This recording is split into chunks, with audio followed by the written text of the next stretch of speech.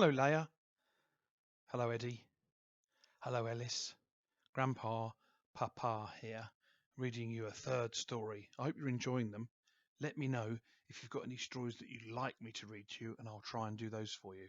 Anyway, today's story is called Hansel and Gretel by the Brothers Grimm. Hansel and Gretel. Next to a great forest there lived a poor woodcutter with his wife and his 2 children. The boy's name was Hansel, and the girl's name was Gretel. He had but little to eat, and once, when a great famine came to the land, he could no longer provide even their daily bread. One evening he sighed, and he said to his wife, "What's to become of us? How can I feed our children when we have nothing for ourselves?" "Man, do you know what?" answered the woman. "Early tomorrow morning you will take the 2 children out into the thickest part of the woods, make a fire for them, and give each of them a little piece of bread, and then leave them by themselves and go off to your work.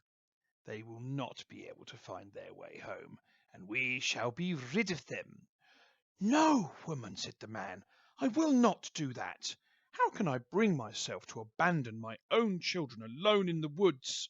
"Oh, you fool," she said, "then 4 of us will all starve, and all you can do is plane the boards for our coffins." And she gave him no peace until he agreed. The 2 children had not been able to fall asleep because of their hunger, and they heard what their stepmother had said to their father. At daybreak, even before sunrise, the woman came and woke the 2 children. "Get up, you lazy bones. You are going into the woods to fetch wood." Then she gave each one a little piece of bread, saying, "Here is something for midday. Don't eat it any sooner, for you'll not get any more." On the way to the woods, Hansel crumbled his piece in his pocket and often stood still and threw the crumbs onto the ground. And when they were deep into the woods, a large fire was made, and the father said, "Sit here, children. If you get tired, you can sleep a little. I'm going into the woods to cut some wood. I will come and get you in the evening when I am finished." When it was midday, Gretel shared her bread with Hansel, who had already scattered his piece along the path. Then they fell asleep, and evening passed, but no one came to get the poor children.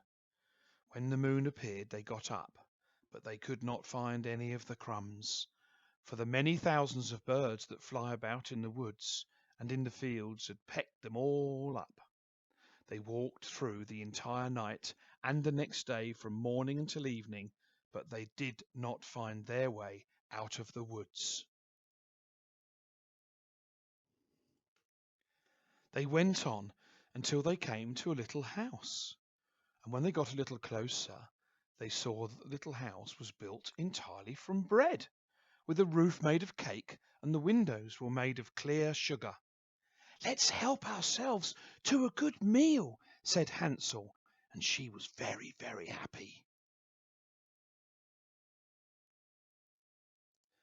Suddenly the door opened, and a woman as old as the hills and leaning on a crutch came creeping out. Hansel and Gretel were so frightened they dropped what they were holding in their hands. But the old woman shook her head and said, "Oh, you dear children, who brought you here? Just come in and stay with me. No harm will come to you." and she took them by the hand and led them into her house. And then she served them a good meal, milk and pancakes with sugar and apples and nuts.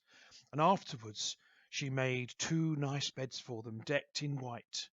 Hansel and Gretel went to bed thinking they were in heaven.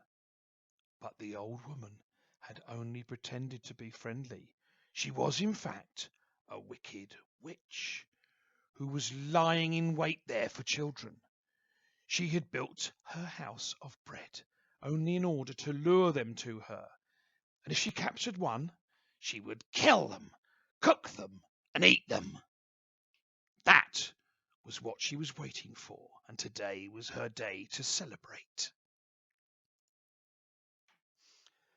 Early the next morning, before they awoke, she got up, went to their beds, and looked at the two of them lying there so peacefully with their red cheeks. Then she grabbed Hansel with her withered hand and carried him to a stall, where she locked him behind a cage door. Cry as he might, there was no help for him. Then she shook Gretel awake and said, Get up, you lazy bones, and fetch water and cook something good for your brother.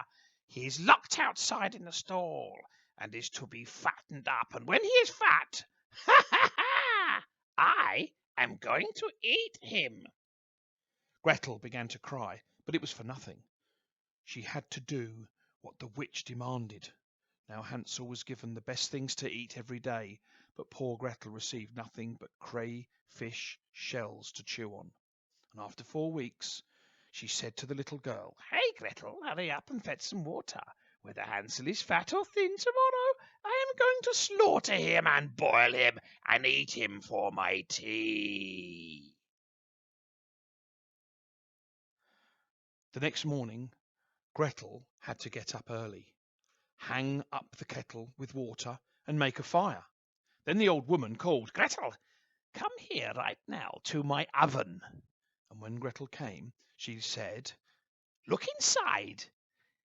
If the bread is nicely brown and done, for my eyes are weak, if I can't see that far into the oven, if you can't see that far either, then sit on the board and I can push you inside the oven, and then you can have a walk around inside and take a look.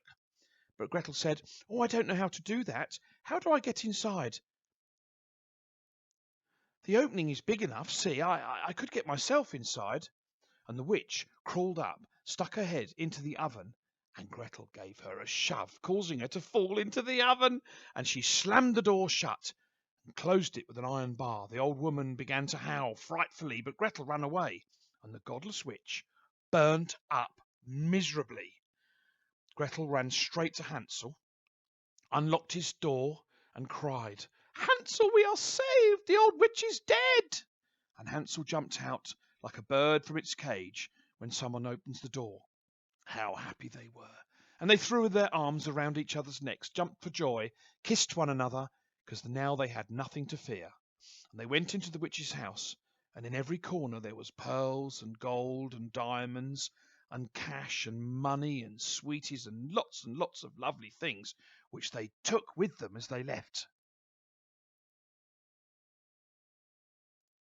They filled their pockets with the gold and the diamonds, and they ran away, and they found their way back home. And when they saw the father's house in the distance, they began to run, and they rushed inside and threw their arms around their father's neck.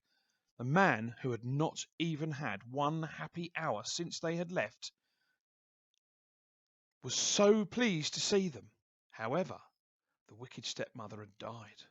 Gretel shook her basket, scattering the pearls and diamonds and money and precious stones around the room, and Hansel added to them by throwing one handful after another from his pockets. Look, father, we're rich! You'll never have to chop wood again, and we shall have whatever we want. And they all lived happily ever after together. What a lovely story. I hope you enjoyed the story of Hansel and Gretel, read by Papa or Grandpa, and I'll read you another story soon. Go to sleep now. Night, night.